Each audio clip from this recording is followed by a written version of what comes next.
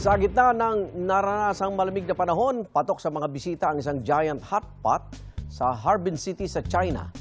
Kanya-kanyang pili ng mga pagkain nakalubog sa kumukulong sabaw ang mga bisita.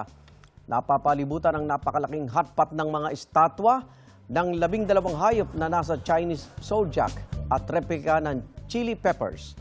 Nasa lobyan ng isang ice house na bahagi ng 41st Harbin International Ice and Snow Festival.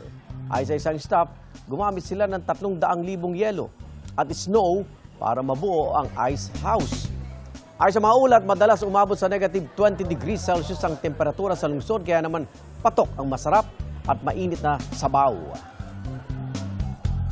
Igan, mauna ka sa mga balita, mag-subscribe na sa GMA Integrated News sa YouTube para sa iba't ibang ulat sa ating bansa.